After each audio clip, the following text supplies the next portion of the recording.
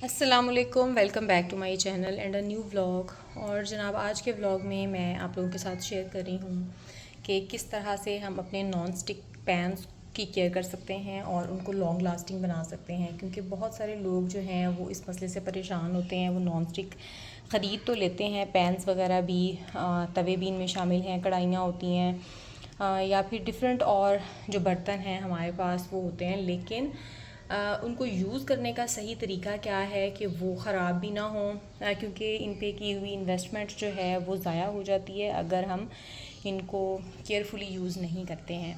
इनके ऊपर स्क्रैचेस आ जाते हैं जो कि हेल्थ वाइज भी बिल्कुल ठीक नहीं है। और इसके अलावा ख़राब होने के बाद ये बर्तन हमारे काम के नहीं रहते, ख़ूबसूरत नहीं लगते। और बहुत सारे लोग सिर्फ इसी वजह से इन बर्तनों को नहीं ख़रीदते, या अगर ख़रीद लेते हैं तो उनको नहीं पता होता कि इनकी केयर किस तरह से करनी है। तो ये बहुत ज़रूरी है कि जब हम नॉन स्टिक पैन्स को ख़रीद रहे हैं या नॉन स्टिक किसी भी बर्तन को ख़रीद रहे हैं तो हमें इसके बारे में इंफॉर्मेशन हो कि हम इसको किस तरह से लॉन्ग लास्टिंग बना सकते हैं, हमने इसको किस तरह से यूज़ करना है और कौन सा कुकिंग मेथड इसमें यूज़ करना है और कौन से कुकिंग टूल्स जो हैं हमने इसमें इस्तेमाल करने हैं जिसकी वजह से हमारा पैन या नॉन स्टिक बर्तन ख़राब नहीं होगा।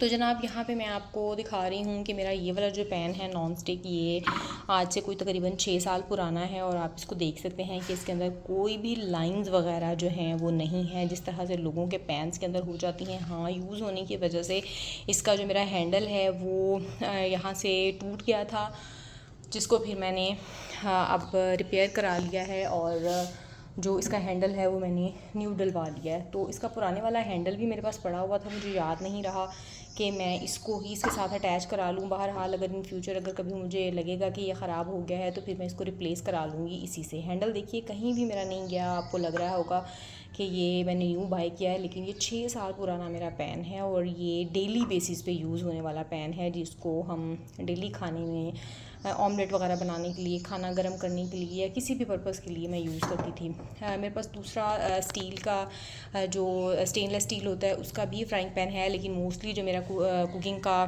प्रोसेस होता था वो इसी पैन के अंदर होता था।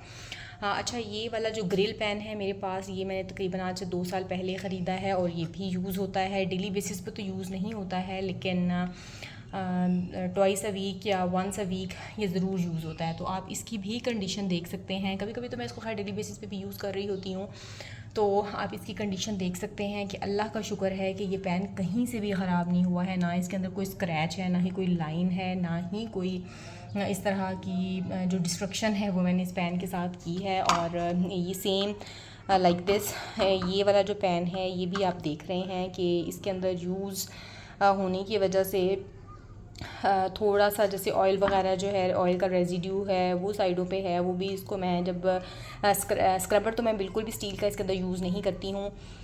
जो भी हमारे पास स्पॉन्जेस आते हैं उनकी जो हार्ड वाली साइड होती है वो भी बहुत माइल्ड तरीके से हमने यूज़ करनी होती है, उसको भी बहुत हार्शली हमने इसके अंदर यूज़ नहीं करना होता है।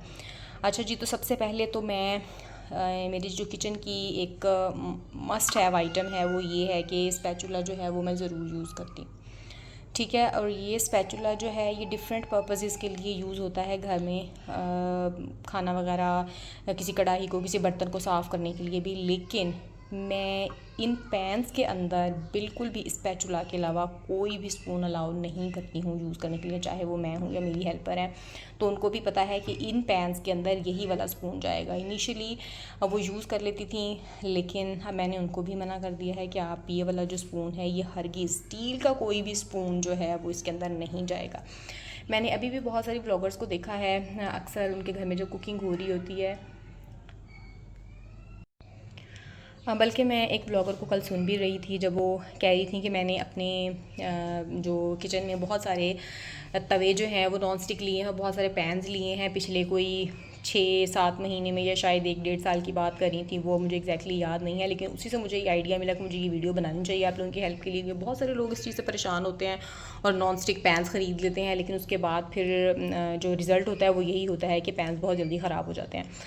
तो जनाब, अब मैंने आपको बताया है, सबसे पहली टिप तो ये है कि आपने इसको जब भी इस्तेमाल करना है तो स्पैचुला ही इस्तेमाल करना है। आपने ये वाला स्पून स्टील का, ये वाला टोंग्स, और समटाइम्स जब हम ब्रेड वगैरह के लिए या किसी भी चीज़ के लिए यूज़ कर रहे होते हैं, अंडा बनाने के लिए, हाफ़ फ्राइड हो, ऑमलेट हो, कुछ भी, तो ये वाला फ्लैट स्पैचुला कुछ भी आपने यूज़ नहीं करना है। Please don't use steel spoons, क्योंकि जैसे ही आप इसको यूज़ करेंगे तो स्क्रैच आएगा, वो लाइन आएगी, और लाइन आने के बाद ये जो कोटिंग होती है, ये कोटिंग उतरना शुरू हो जाएगी, आपके खाने के अंदर शामिल होना शुरू हो जाएगी, जो कि हेल्थ के लिए बहुत ही डेंजरस है, बहुत ज़्यादा डेंजरस है।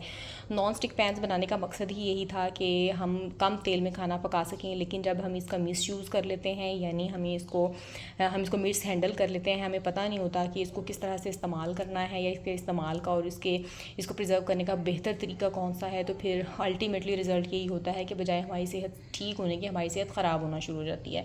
तो जिस सेहत को ख़राब बिल्कुल भी नहीं करना है, प्लीज़ इसके इस्तेमाल का सही तरीका सीखिए। अगर आप लोगों को शौक़ है कि आप लोग अपने घर में कम तेल में खाना पकाएं, नॉन स्टिक में खाना पकाएं, तो उसके लिए बहुत ज़रूरी है कि आपने अपने नॉन स्टिक पैन्स की, तवों की, कढ़ाइयों की, हर बर्तन की हिफाजत करनी है। ठीक है, तो पहले तो a big no for all the steel spoons, बिल्कुल भी यूज़ नहीं होंगे। ठीक है, ये स्पैचुला, ये रबड़ का नहीं, ये सिलिकॉन का स्पैचुला है।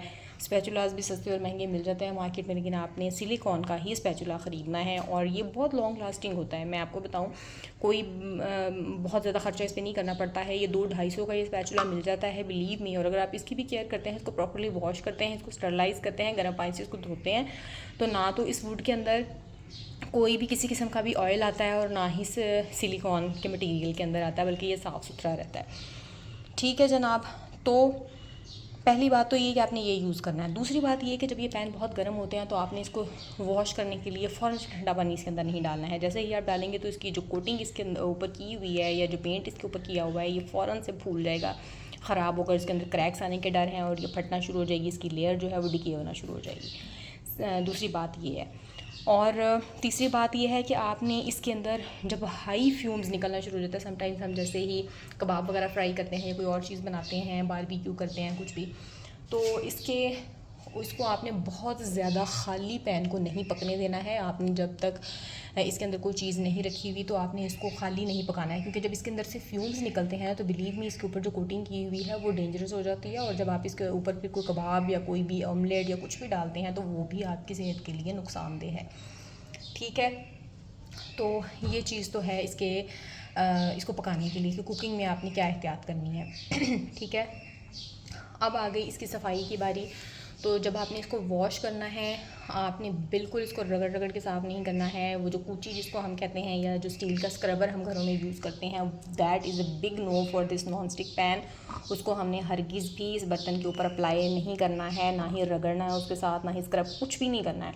आपने क्या करना है, इसको वॉश करने का सही तरीका क्या होता है। पहली बात तो ये है कि इसके साथ अगर आप इसको प्रॉपर्ली साफ़ करते हैं, प्रॉपर्ली आप इसको यूज़ कर रहे हैं, तो इसके अंदर कोई चीज़ स्टिक होगी नहीं। समटाइम्स लोग गलती क्या करते हैं कि जब ऑमलेट बनाते हैं और फ़ौरन उसको पलटने की कोशिश करते हैं, तो वो चिपक गया हुआ होता है इसके साथ। तो प्लीज़ उसको रेस्ट दिया करें थोड़ा सा। जैसे ही उसकी लेयर सेट हो जाती है नीचे वाली, तो उसके बाद वो एग फ्लिप करना इटसेल्फ बहुत आसान हो जाता है। तो ठंडी चीज़ को फ्लिप करने की हरगिज़ कोशिश ना करें, वो स्टिक करती है फिर आपके पैन के साथ। लेकिन जैसे ही उसको मॉडरेट सी हीट मिल जाती है और वो हीटअप हो जाता है, तो वो चीज़ खुद ही फिर ये पैन जो है वो लीव कर देता है। ठीक है, इनिशियली इसके साथ स्टिक होती है थोड़ी सी जब ये ठंडा होता है, लेकिन जैसे ही वो चीज़ अपनी शेप में आना शुरू हो जाती है, तो वो कभी भी इसके साथ स्टिक नहीं होगी, आप इसको ईज़िली फ्लिप कर लेंगे। दूसरी बात तो ये हो गई। और जैसे मैंने आपको बताया कि बिल्कुल इसको जब गर्म होगा तो इसके अंदर हमने ठंडा पानी नहीं डालना है, ना ही गर्म पानी, कुछ भी लिक्विड आपने इसके अंदर नहीं डालना है, और ना ही स्क्रबर इसके अंदर यूज़ करना है। रगड़ के इसको साफ़ नहीं करना है। हाँ, अगर आपको लग रहा है कि कोई चीज़ हल्की सी इसके साथ स्टिक हो भी गई है, आपको जल्दी में कुकिंग कर रहे थे आप और उसके साथ स्टिक हो गई है, तो उसका बेहतर तरीका ये है, जैसे ही ये पैन ठंडा होगा, आपने पहले वेट करना है कि ये ठंडा हो जाए। अगर आपको मजबूरी नहीं है कि आपने कोई इसमें दूसरी चीज़ पकानी है, कभी मजबूरी होती है कि हमने इसको फ़ौरन से इस्तेमाल करना होता है, तो हमें वॉश करना पड़ता है।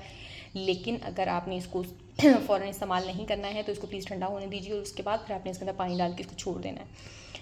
तो जैसे हम किसी भी आम बर्तन को भिगोते हैं और वो बर्तन जो है वो साफ़ हो जाता है, या पानी में भीगा रहने की वजह से उसको साफ़ करना आसान हो जाता है, तो इसमें भी सफाई का प्रोसेस इसी तरह से होता है। आपने पानी डाल के इसको रख देना है, फिर आप जैसे ही इसको हल्का सा स्क्रब करेंगे, तो ईज़िली ये वाला जो पैन है वो साफ़ हो जाएगा।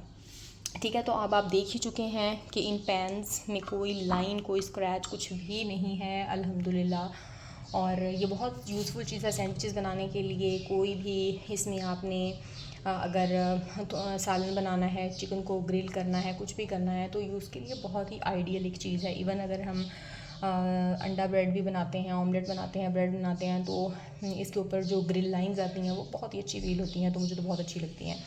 खैर जी, मैं तो इन बर्तनों को इस्तेमाल कर रही हूँ और अच्छा लगता है कि जब आप कम तेल के अंदर खाना बना लेते हैं इनके अंदर। लेकिन बहरहाल जी, इनकी हिफाजत ज़रूरी है और अपनी सेहत का ख़्याल बहुत ज़रूरी है। उम्मीद करती हूँ कि इस वीडियो से आपको हेल्प मिलेगी, आप किस तरह से अपने नॉन स्टिक बर्तनों की हिफाजत कर सकते हैं। अगर आपको थोड़ी सी भी हेल्प मिले तो आप मुझे कमेंट सेक्शन में बता सकते हैं। अपना बहुत सारा ख्याल रखिएगा। मिलते हैं किसी अगले ब्लॉग में, तब तक के लिए अल्लाह हाफिज़।